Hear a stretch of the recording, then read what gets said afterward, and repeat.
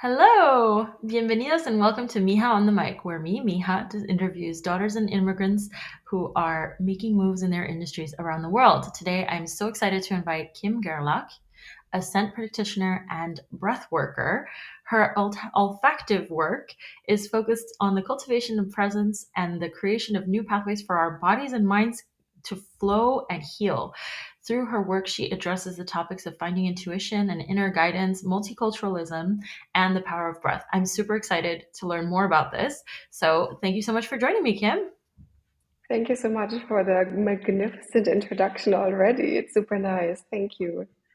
So, it's so exciting to chat with you because I'm very curious about the kind of work you do. I understand a lot of the people you work with are daughters of immigrants or are refugees and who are going through this kind of generational trauma, and using breath work and olfactory senses to heal is something I'd never really heard of before. And so I would love to hear a little bit about how you got into this kind of work.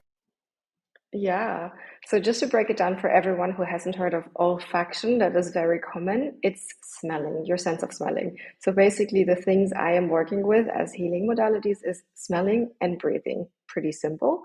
Combining those is not happening so often, I must say, but it's really powerful because you always have it accessible. So I believe in the breath specifically as just a tool for grounding yourself, maybe even going into the opposite spectrum to regulate yourself to have more energy. And this is specifically important for those of us who have trauma, whether that's like intergenerational, whether that's of this lifetime. There's so many different ways how society or whatever can traumatize us. And then breath really taps into that. Yeah. So, how does it work exactly? There's really different angles to, let's say, breath work as an industry. We have pranayama practices that can be like 5 minutes a day. You have that as a routine, you do it in the morning, and you start regulating your nervous system more. You build more stability and resilience to change or triggers, let's say. I like saying like activation instead of triggers because we kind of overuse the word trigger so much in society. But yeah, that's on the one spectrum, like 5 minutes a day. And then we have longer so-called psychedelic sessions where we really get into the healing power of the body, the inner world, the subconscious. That can be like 50 minutes of breathing, 2 hours of breathing even. And that goes really, really deep into capital T trauma kind of work. So the longer we breathe, the deeper we go energetically into, yeah, just seeing what's bubbling up there and what wants to be seen. Interesting. I want to understand that because I believe your work is very much inspired by your own culture, right? Can you tell us about your cultural background a little bit?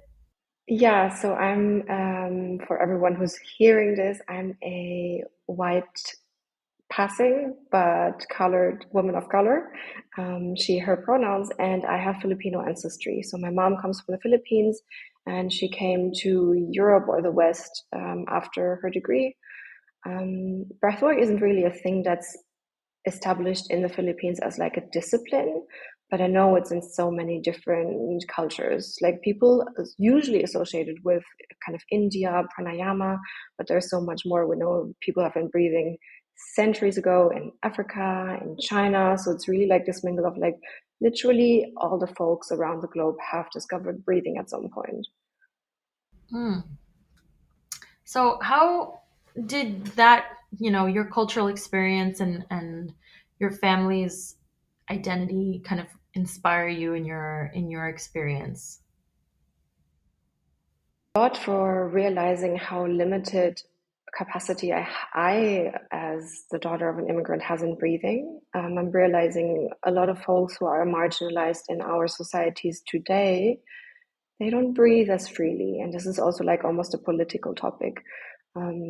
I know that growing up with my mom wanting to be a quote unquote good migrant meant that we always had to duck down. We always had to kind of obey the structures in the majority of society, which meant like changing clothing style and detaching to her Filipino ancestry completely. I didn't grow up speaking Tagalog because she was like, yeah, I don't want you to be kind of, yeah, not associated with the culture. I don't want you to associate with the culture because I want you to feel really German. That's my wish for you, to not be discriminated against. And with that, there comes like this energy of needing to obey, needing to fit in. And that really does something to the breathing pattern. Because if you just imagine yourself as of now, you walk down the street, you're all happy, healthy, you're listening to your favorite podcast, and then suddenly someone racially attacks you. What happens to your breath, really? It gets stuck. You're like, you hold your breath. And this can happen in like micro, mini seconds. It can happen throughout the day if we are being racially profiled, if whatever in society happens, our breath changes, our breathing pattern. And when I realized that with all my kind of trauma that I'm carrying, it's not only the intergenerational, there's sexual abuse trauma as well. There's a lot happening in my kind of life and existence. I'm realizing how I can't fully relax the breath. And I think that's all of that mesh of realizing what my breathing pattern is. All of that was inspiration to being like, okay, I really believe in everyone being able to liberate themselves through breathing. And when you look at it politically as well, just thinking of kind of the slogan of the Black Lives Matters movement with George Floyd's words being, I can't breathe, then there's also that political aspect in it, right? Where some folks of us grow up being able to breathe much better than others, and some are systemically not able to fully feel their breath, to relax their breath, to chill out there. Yeah. And oh my God, now I'm like goosebumps. I'm like, okay, ask me the next question. I'm like, heavy. It's so fascinating. I'm really interested in how you came to do it. Maybe if you can share a moment in which you really felt like you needed to breathe and that you needed to be conscious of your breathing. If there's like a moment that kind of sparked this inspiration for you. So it all started with me stumbling into a breathwork workshop at a retreat. So I'm already like this spiritual woo-woo being. I love going to like healing sessions and retreats. And there were a lot of workshops, and all of the ones I wanted to attend, they were all booked out, which meant the only one that was left was called breathwork. And I was like, I know how to breathe. I'm doing this every day. I don't know what this is. Let me just go there because nothing else is free. I ended up having like the biggest revelation of my spiritual existence with loads of tears, loads of energy release. And I was like, what the heck just happened?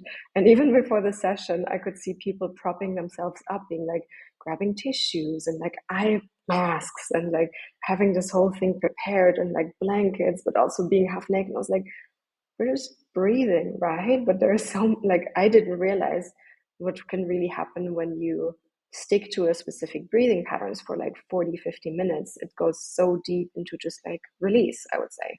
So I had a major emotional release, but I couldn't really understand what it was verbally or cognitively. I was like, there was weird energy in my womb, but I can't really understand it, but it felt scary and it was a lot that was released.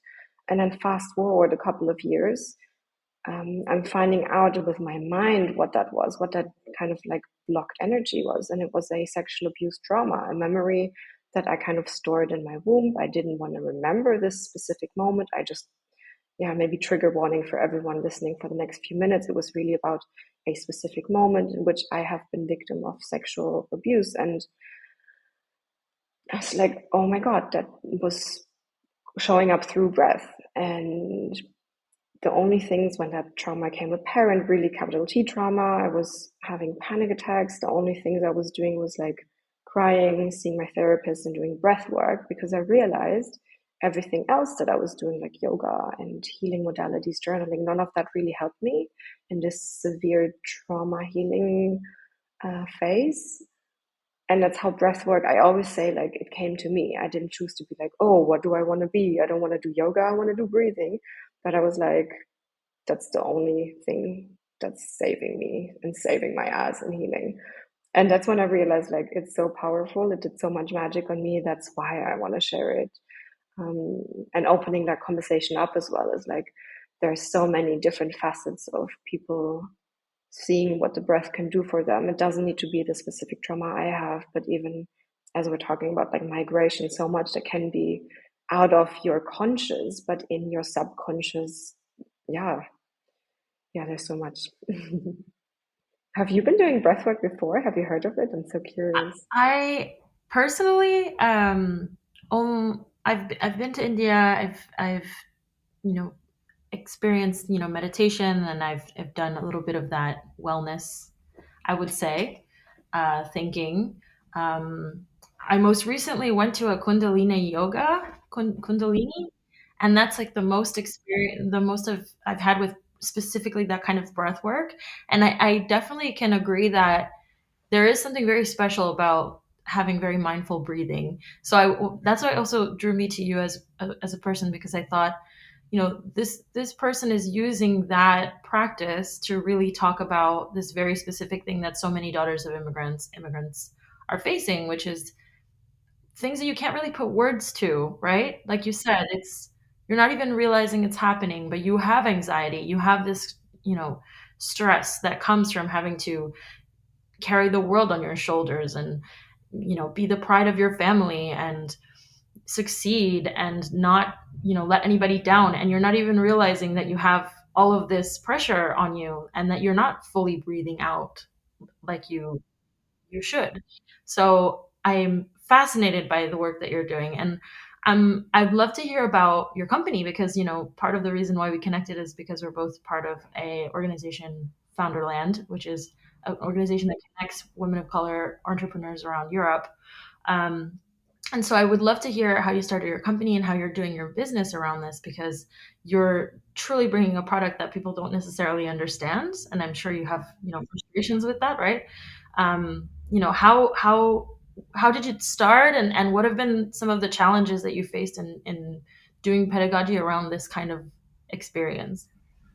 Yeah, it's interesting. I think we're at this momentum, at least from my understanding, that there's more and more breathwork practitioners. So outside of me stepping into that, I almost feel like it's like 2010s, everyone is doing their yoga teacher training, and now it's like 2020s and everyone is doing their breathwork teacher training, which is beneficial to me, I must say, to kind of like have a more um, widespread understanding in society of like, the breath is a concept, the breath is something that can bring you wellness. I think that's more and more popping up, at least around me. I started really well, it was like a rough time. I was actually coming from the perfume and fragrance industry, which is where scent and smelling comes in. And I was also going to do an angle of like more mindfulness. And just before I kind of wanted to launch more workshops and formats, that's when the big trauma came in. And that's when breathwork came in. And after that half a year of constant healing, I was like, okay, I think I'm ready to turn towards my business again, to look at how I can do things. And with this new willpower to look into breath work, that's when it clicked to be like, oh, smelling and breathing are so close to each other. This is going to be the two modalities I will be choosing to kind of share.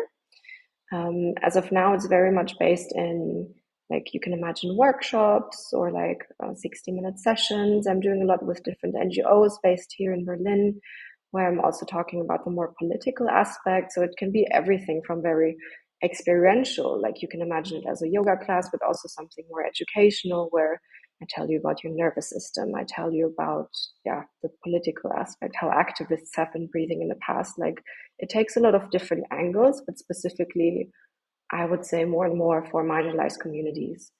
What I'm working on right now is launching an app so it makes it scalable and accessible to more people. For example, also outside of Berlin, outside this time zone, to bring these kind of smaller breath hacks into your life. So, really taking that deep exhale and slow exhale before you go to bed, letting go of your day, really like exhaling out all of the experience you had as a migrant, as whatever you are, who you're listening to. Um, yeah, and that's where I'm right now, trying to bring that app out. I've been collaborating with Nike as well, which is great for branding, and to realize, okay, I can reach a bunch of people and educate them that breathing sounds really manual and boring, but there's actually something cool to it, even though if it's just 5 minutes. So yeah, that's where I've been at right now. Founderland has been great to also find other women of color and be like, wow, there's so many more who are sharing the struggle of being in a minority, specifically in that founding and entrepreneurial landscape. Right now, I'm also sitting at a co-working space. It's called Bywalk Rising. And also, like a little anecdote, I didn't realize how much my breath can relax until I came here, or how much safer I could feel. Like I would be sitting at a bunch of different co-working spaces around town. And this is one specifically for BIWOC, Black, Indigenous, and Women of Color, and trans, inter, and non-binary BIPOC. So coming here, I was like, yeah, I guess that's cool. I just need a place to sit. And then the more I was here, the more I was like, wow, I can let go, I can focus, and it feels so much more liberating to do work from here. And I didn't know until I had it, you know? That's the weird thing also with breathing. Sometimes you don't know what you need until you have it, kind of thing. So, yeah. Did I make sense? Yeah, no, I think it goes with what we were saying before, which is, it's very difficult to put words to it. You talk about breathing. Breathing is such a natural thing, and yet sometimes we find ourselves unable to kind of breathe normally and even recognize our own anxiety that's happening. So I find that fascinating. I'm curious about the way that you've had your experience in Berlin and how you've come to kind of be German in a way, I guess. Do you feel German, in fact?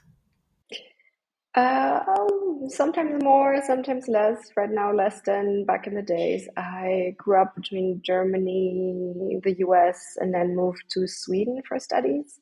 And it really shifted. Like sometimes I would identify as the European. In school, I'd be identified from the outside world as the Asian. Then in Sweden, I was like, no, I come from a very like educated background in Germany. Like that's where I kind of graduated, and now I'm in my studies. So I related back to that kind of academic identity I had as studying in Germany. So I can't tell you really right now. Today, half half. Mhm.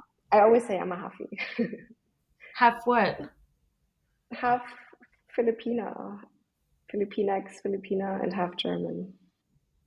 Amazing. So, I want to know what you're most proud of because it seems like you've been on a long journey and that you've kind of been in different cities and you've been building out your business and also building out your own healing through this work. What are you most proud of in your journey as both an entrepreneur and as a healer for others? Yeah, wow, great question. I think to me, the biggest challenge in the past years has been kind of duality, and I'll explain that in a second. But an example of just my day to day, like I'm feeling excited as well as like excited about this happening, as well as stressed about other things that are not happening the way I wanted in my entrepreneurial landscape. And really being in this, I need to heal and I want to heal and look at my traumas and maybe go deeper into what my identity discovery is, while also wanting to freaking enjoy life and being a human and not thinking of the things that make me different from the majority society. And I think it's a really like fine line between that duality of being like, I am othered, I see myself other, I am different, but also I'm human and I want to have fun and I don't want to get stuck in this loop of constantly needing to heal. And I think for me, also working with healing and mindfulness, it's super important to find ways and be like, okay, healing is like not always going through the pain. Healing can also be like the ecstatic dance and kind of maybe even getting tipsy, like you name it. Do whatever for you to be happy. And I think that duality of like a lot of needs and feelings that are not always complementary. I think that's been both personally and in the entrepreneurial landscape, where sometimes a deal goes through working with a big sports brand like Nike, and at the same time, something else falls through, and you're like, yeah, it's like one happy eye and then one sad eye, and you're just like, well, going through all these emotions of like being a human. I think that's something I would love to remind others of. You can feel it all. That's amazing. I would love to hear something about maybe an anecdote, if you can share one, about your cultural experience as a Filipina in Germany. I think when we first chatted on email, you mentioned something about a game that you played with your mom. I'd love to hear about it.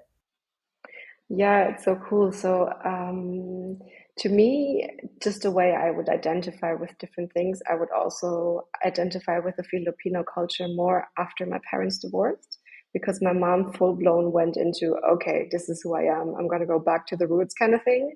So when they divorced, she would start getting like bigger rice sacks at the Asian shop and buying a bigger rice cooker and all of these things. So for me, it really came in these kind of like until age 8, I was raised very German. And then after age 8, I was like, woohoo, what's this? It's odd, but it also feels great.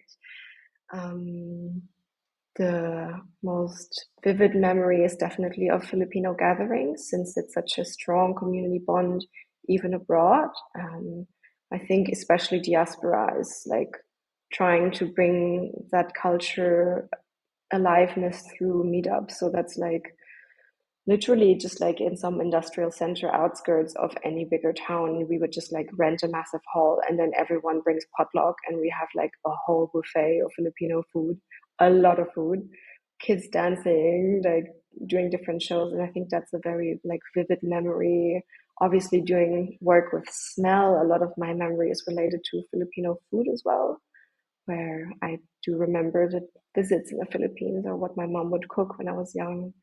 So yeah, there's a lot of that aspect of like food, community, also pride. I think Germans don't necessarily show a lot of pride in who they are based on World War II and not being able to be proud of what it means to be a German. And it's the complete opposite to Filipinos. Like as soon as I see someone in the streets who kind of like wears a little badge or like shows a flag, I'm like, whoa, I already like you.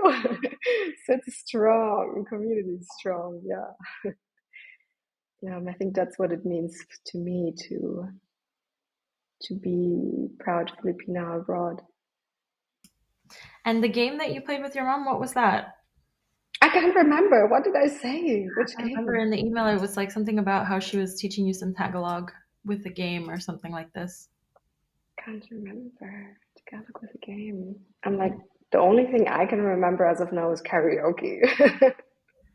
Let me see. You played the game Parents Are Human, an epic Ah, emotional story with your yes. mom. Wow, yeah, that one. So that was actually just recently, 2 months ago. It's a card game based in the US that is supposed to bring children and parents closer together, and it's translated into different languages, I think 20 plus different languages. You have it always matching with English, so it would be English and Tagalog or English Chinese. There's a lot out there. Spanish also exists. Um, and my mom has been abroad outside of Germany or outside where I was living for 10 years. And we reconnected again, like literally this spring, where I would buy this game and would be like, okay, let's try. And it was firstly really funny for me to like pronounce the Tagalog words or like try to do. Usually we communicate in German or English, so sometimes I would like dare to do it in Tagalog. But that game is really there. It has different levels to connect with your parents. So it's I think level 1 to 3, and the level 1 questions are like, oh, share a happy memory of your childhood, share about your best friend of childhood, and then it goes deeper and deeper and deeper. It's one of these like reflective kind of journaling questions. And every stop, we were doing a road trip, and every stop I would just be like, okay, next question. I would just pull up a card, and it connected me so much with who my mom is, who she is in all her facets, being the struggling single parent in Germany, migrant, I don't know, like put all the labels in one, migrant, single parent, woman in automotive industry, like all of that. And yeah, just getting goosebumps talking about this now. Like it gave me so much of a richer understanding of how she struggled, who she was as a child, why she is the way she is. It was so nice. So yeah, no sponsored advertisement here, but I can really, really recommend anyone who wants to kind of reconnect almost on eye level with their parents and yeah, hear what their life until this point has been like. It's such a nice game. Yeah, that was the one I played just recently. Parents Are Human. Amazing. You make me want to play the game. I would love to ask you a little bit more about your life in Germany, just because I think you mentioned something very funny in your first email. You said living in diaspora is pretty cozy. What does that mean? Yeah. Yeah, for a very long time, I had the longing to reconnect with my roots by traveling back to the Philippines, kind of like geographically locating there and seeing that as a reconnection. The pandemic didn't really allow me to. The times before, I was so focused on studying and entrepreneurial life that I basically couldn't afford it. Like, I couldn't afford it. Then I was like, I can afford it. And then the pandemic hit.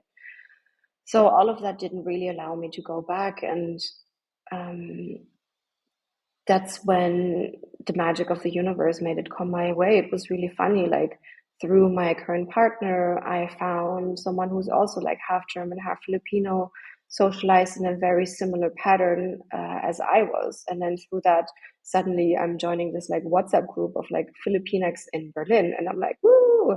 So it comes up more and more. My one coworker from the Philippines, and the like last funny coincidence is that I moved approximately half a year ago to the outskirts of Berlin. I moved to a very like rural small village, and turns out at the retreat and kind of healing center there, it's like a healing hospital. At the hospital, like 200 of the 600 staff are from the Philippines. They're healthcare workers who came here to kind of start their diaspora life in Germany, start their career here as a health worker and care worker. And they're all sitting on the same buses as I am. Like, every time I'm commuting back home, there's at least one Filipinx person. And I'm like, yes, it came my way. Like, there's so much in through these WhatsApp groups. Like, it can be as simple as that for me, just like the WhatsApp group, like being on the same bus, being on the same train, like seeing them when I go for a walk. It's like, yeah, it is around me. And that's why I said, like, it's pretty cozy, even though I didn't yet have the chance in the last years to go back to the Philippines. It kind of came to me, I feel. And I'm like, yeah, I can hang out here and still continue exploring. So I think it's very like practical things of like which supermarket to check out, or like which gallery by which Filipino artist. Like, there's a lot around that. And then on another more philosophical or academic layer, I've been reading a lot. I've been reading a lot of books of Filipinx authors. I've been looking more into what it means to be diaspora, kind of like sensitizing myself to, yeah, the colonial history and everything. But that's very like geeky outside the life here, really. That's so interesting you said that because I have the same experience, and a lot of the women that we've interviewed on the show, we have talked about this kind of seeking community. And so when you say, well, when you can't go to your home country, you find your people in your new place, right? And so you talk about WhatsApp groups. We have the same thing here. There's Latinos in Paris, in France, and pretty much everyone I've spoken to who's kind of had to seek it out because we come from cultures that are very communitarian most of the time, and then we become super isolated in our new countries a lot of the time, whether that's because of your economic, situation, or if it's because you're in a place that's not necessarily very diverse, but you somehow find it, right? Whether that's through TV, through books, through content, through media, through your neighborhood hospital, as you um, you're not alone, and that's what's really beautiful about this. When you're actually paying attention, you actually can find community wherever you are. um, and so that's really interesting to hear yet another person proving the point in Germany. So I would love to. I don't know if you're comfortable with this, and you can totally say no if you don't want to. I know a lot of the listeners might be curious about how your work actually works. I don't know if there's maybe an exercise that we could do together on the show, and maybe you can guide whoever's listening now to into a breath work meditation. I don't know. Yeah, Um, totally. Very short one, like it can be like 2 minutes or something. I don't know if you're comfortable Yeah, doing. let's do something short, totally. Um, So I can send one to, I can guide you in one, and then I'll explain another one that we can't do right now, but will be super helpful for you in the future. So everyone who's listening, maybe when you're driving or somewhere in public, you don't close your eyes, But everyone else who feels comfortable wherever you are, you can just spend a couple of moments here with me, finding yourself grounded wherever you are, if that's your feet, your buttocks, whatever, and just quickly feel into your body. Kind of shift your gaze, even if you have your eyes closed, into the inside, and soften that inner gaze. And soon you can join me for a soft inhale. We're starting in 3, 2, 1. Inhale on 4, deep into your belly. And exhale on the count of 4, 3, 2, 1. And again, inhale on 4, 3, 2, 1. And exhale it out. Sigh out the day, maybe through your mouth. Listen, inhale again on 4, 3, 2, 1. This time hold, don't exhale. Keep the breath inside. And release now. You can sigh it out with your mouth or through your nose. Another 1. And this time, listen, keep the air out. The belly stays empty of breath. Another 2, 1. And again, inhale on 4. Hold the breath here. You can relax your shoulders and your belly. And exhale it out. Release all the tension of your body. And stay empty right here. The belly relaxes. And we do 2 more rounds. Inhale on 4. Let the breath in. Enjoy the novelty. Hold it in. Hold that freshness in. Let the breath expand in your body. And release. Let go of that air. And with that, all the tension in your body. And stay empty. Relax your belly. Relax your body. And normal breathing now. Normal breathing here. Just feel if you can keep your eyes closed for just a couple more moments. What has shifted? Anything that has changed? And yeah, I'm inviting you to set an intention for the rest of that day that you have in front of you. In all that human existence, what do you want to feel? In the tension of all the feelings, which one do you want to focus on? Which one can take space? And you can softly open your eyes again and come back. Yeah, a very easy task or technique is called box breathing. That's the one we just did. It's like inhaling, holding it, exhaling, and holding it again. Yeah, well, for those of you who are listening, I actually did it. You may or may not have Yeah. heard my breaths. um, that's amazing, and I definitely feel more relaxed. That's for sure. And I've personally, as someone who's tried the meditation and like I mentioned, the Kundalini. For those of you who don't know Kundalini, it's a yoga that involves a lot of breath work. In fact, um, very intense breath work. At the end of one Kundalini session, I cried. So I Mm. know what you're saying actually works. Um, and can make you feel something. Whatever that is, it can make you feel something very profound. Um, Thank you for that. Thank you. And what's the other exercise? Yeah. The other exercise, you can try it by yourself anytime you're kind of anxious or stressed in your day. It's a simple tool of prolonging and deepening your exhales. So if you think of it, like now we inhaled on 4, we exhaled on 4, maybe you can do inhale on 4, but an exhale on 6. Every time we kind of like stretch our exhales and make them really, really long and juicy, that's when we down regulate our nervous system and we make space for the so-called rest and digest, the parasympathetic. This can really, you can do this anywhere, really, like on the train. I do it on the bus, sometimes on my way back home when I'm like, okay, it's been a rough working day. Just focus on the slow exhales. And if you can even stretch it to inhaling on 4, exhaling on 8. And you can prolong that even. I do sometimes inhale on 4, exhale on 10. So the more you stretch those exhales, the quicker you can really relax. And that's a tool you can just practice. You can do maybe 10 minutes, 5 minutes, even 5 minutes. Just set a timer and then you do that. Amazing. Okay, so we're coming to the end now, and I want to ask you some quick questions. It's a Mija speed round. Really related to your bicultural experience more than anything, but you can add in whatever answers relate to breathwork as well. So, firstly, and I know you mentioned this before, that your relationship to language is a little bit particular, but what language do you swear in when you accidentally touch a hot plate? Yo, English. What's your favorite food? Ooh, favorite food. I think I need to say Vietnamese lately. Good Vietnamese. There's a lot of shitty Vietnamese as well. Song that you had in your head this week?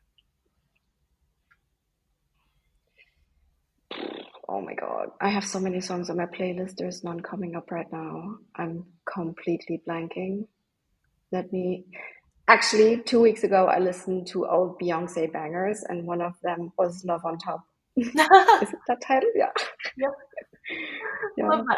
that. What is your last Google search that you feel comfortable sharing? Let me look at it. Probably something related to organizing a summer party next week for marginalized community. Something around like catering or so. Let me Okay. search. I searched for Our Realities. It's a podcast by the co-working space I'm sitting at. Funny. Oh, very cool. What is your most embarrassing dream that you had as a kid? Let's go back to little Kim. How Little did you feel when Kim. you were growing up in Berlin? What was the dream that you had that was Embarrassed. maybe embarrassing? I always wanted to be a pop star, but then in kindergarten, I was performing, I'm a Barbie girl in a Barbie world. And I felt pop starry, but I also felt a lot of adults like almost giggling at me. And that felt, I don't know, I think I'm over like interpreting it, but it felt like some were not like, oh, this is cute, but some were like, ha ha ha, look at her. And that felt really embarrassing. So I think I gave up on that kind of pop star existence in my adult life. You're the second person on this show that wanted to be a pop star growing up. Yeah. But it kind of transitioned. Like, then I turned older and I was like, I just want to be on fucking stage. I just want to talk to people and kind of inspire them. But that's so abstract. Like, everyone was like, I want to be a doctor or da da da. And I was like, no, I just want to be on stage and inspire. That's also a Yeah. way to be a pop star. Yeah. Thank you so much for your time, Kim. Tell us where we can find you, where people can learn more about your practice. Um, yeah. Thanks so much for having me, Mija. So good. You can all find me on the regular socials, Instagram. I'm also quite active on LinkedIn, and otherwise, my website is called Sun and Rise, kind of like the sunrise, sunandrise.com. That's where you find all my projects, my upcoming group programs, and hopefully the app that will launch soon. So, yeah, check me out there or Instagram. That's a little more personal. And That's thanks for amazing. having me. So cozy. Thank you. One last question. What's your advice to Mija so they can start healing through their breath? What's like one piece of advice that you would give? Breath awareness in your day. Notice when your breathing changes and bring awareness to how your breath is. It's that simple as that. Really check in and be like, how am I breathing just now? And at some point, you'll be like, how am I breathing after this trigger? How am I breathing in this emotion? It's just tuning into that. It's so powerful. Beautiful. Thank you so much.